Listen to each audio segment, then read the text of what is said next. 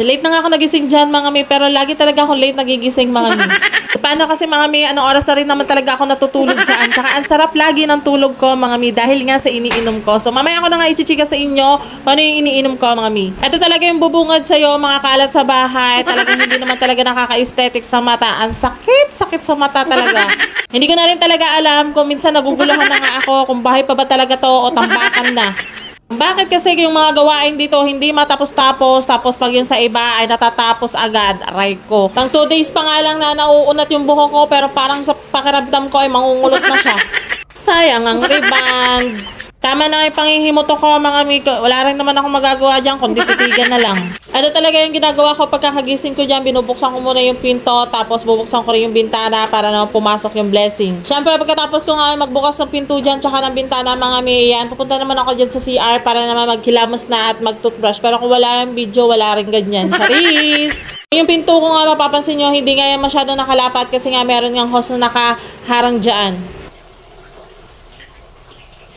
Mapapansin nyo nga dyan na medyo nagpupusyaw-pusyaw na ako dyan, yung balat ko tsaka yung mukha ko dyan. Ito nga kasi yung dahilan dyan, ito yung ginagamit ng sabon. Yes, ilang buwan ko na rin siyang ginagamit mga mi, talaga mapapansin ko talaga na meron na talagang pagbabago sa balat ko. Yan, sasabihin ko na nga sa inyo, pero alam nyo na rin yung sabon na yan kasi nga yan din yung gamit nyo. Diba? Hindi ako nagkamali.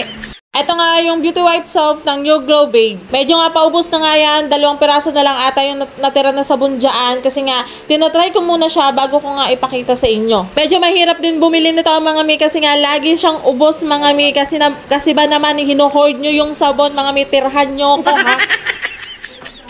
O siya, maglalagay na lang ako ng link dyan sa comment section. Tapos ito naman yung sinasabi ko sa inyo, iniinom ko kung bakit masarap lagi ang tulog ko. Huwag nyo na lang pansinin yung takorito dyan kasi nga tinatamad pa ang babae magkuskus. Wala kasi dito mga buhangin o pang is-is sa kaldero. Mga may hindi katulad sa probinsya, meron talagang pang is-is.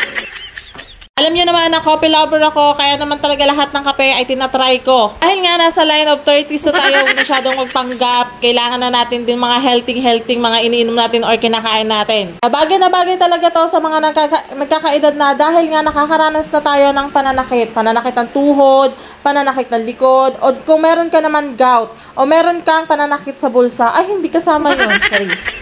Totoo mga mi, lalo na kung nakakaranas ka ng acidic, palpitation, kaya mas try mo na talaga to si Isbro Coffee mga mi. Herbal coffee na siya mga mi, kaya makokontrol talaga niya yung blood sugar mo, high blood, tapos makokontrol mo pa yung pagtaas ng sugar level mo dahil meron nga din tong stevia. Samahan mo pa ng mangustin, guyabano, moringa, gamoderma, kaiberry, tapos stomach friendly pa siya. Pwede kayo maging BFF, Charis.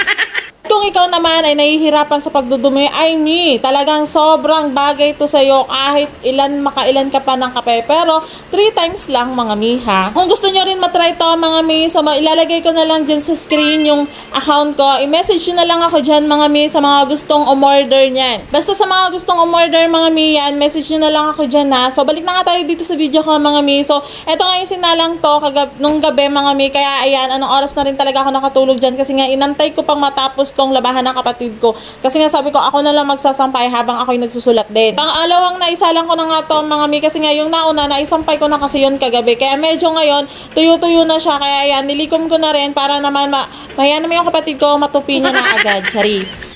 Charot lang mga mi, anong oras na rin naman kasi talaga yung nakaka-away. Kaya ayan, wala na siyang time maglaba. Ngayon ko lang din napansin, ang haba-haba nga pala ng video kong to. Ang dami-dami ko nang sinabi sa inyo, hindi pa rin ako natatapos. Aray ko. Kaya tanghali na rin naman dyan mga mi, kaya naman kumain na kami dyan ng anak ko kasi nga sabi ko pagkatapos ko may gagawin kasi ako. Ang dami ko kasing gagawin mga mi. Ito ang ulam namin mga mi, ay ulam pa namin to kagabi kaya ininit lang namin. Pagkatapos nga namin kumain dyan, so sabi ko nga ito muna gagawin ko. So mamaya na lang akong gabi nga mag-e-edit. Ewan ko ba, basta gustong gusto ko tong ginagawa ko. So yun lang muna for today. Good night!